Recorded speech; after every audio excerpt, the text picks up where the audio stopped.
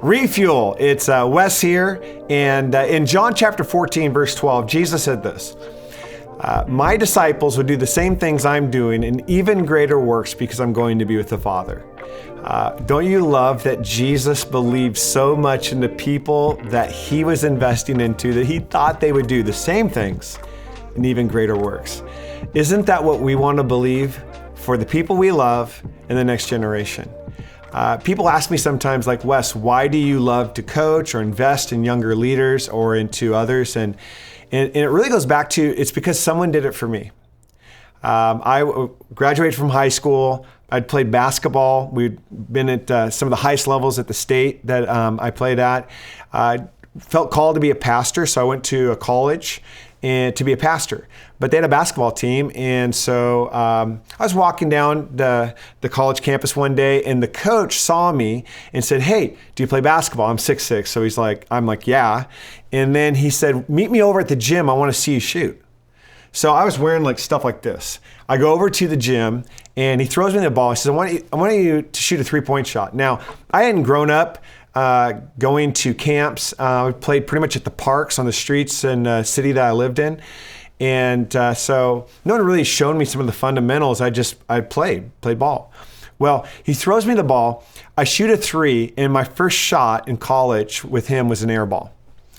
It's just me, him, and one other guy in the gym. He goes, I get it, you're nervous, catch the ball. He throws it back to me.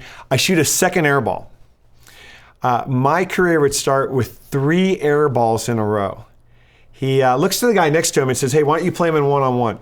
So we check the ball up. The guy's about 5'10", drives by me, throws it down. And I'm like, oh, okay. Found out later he played for the Seattle Seahawks. Didn't know that. But he's 5'10", I'm 6'6", and I played point guard. So I just backed him down, shot layups, thought it was pretty easy, beat him again, beat him again, beat him again, beat him again. And the coach thought, there's something here. What if I taught him how to shoot? So he said, meet me in the gym tomorrow, and I'm going to show you something. So I came to the gym. This time I had my basketball stuff on, and he took me to a 2-foot line. So, I mean, it's just like the hoop's right there. I'm 2 feet away. He gave me a basketball. He said, put one hand out. And I began to do form shooting for the first time. And I learned that the shot is not a push with this part of your arm. It's actually just a release with the wrist. In fact, it's interesting is when you're doing it right, it doesn't feel hard or heavy. It feels light. It's almost like when Jesus said that my burden is easy. So I started to shoot this shot, and for 1 week, he would catch and he would give it back to me. And even my misses, he'd be like, oh, look at the rotation on that. And he's like, you're going to be such a great shooter. And what he was doing was, one, he was changing my muscle memory of my shot, but more importantly, he was changing the voice of what I believed about myself. I just told myself, I'm not a shooter. It's not who I am. That's not what I do. And that week, all I shot was 2-foot shots. But he had changed the muscle memory, and more importantly, he had changed the voice that I'd believed about myself. And the first game I played in the first half, I made my first 5 3-point shots. And it didn't just change my career, it changed my life. The last game I would play in college, and it was NCCAA, so there's an extra C for Christian. It means we're not as good, but we have great character. The last game I would play in, we would win the national championship. I would get Player of the Year, my jersey retired, and ended up in that school's Hall of Fame.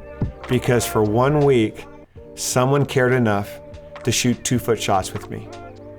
Who is it in your life that you could spend the time to come alongside them, maybe a skill for them to learn, but more importantly, a voice for them to believe about who and how God has made them to be?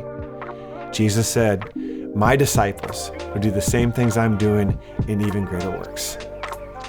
Let's believe in people like that. God bless you.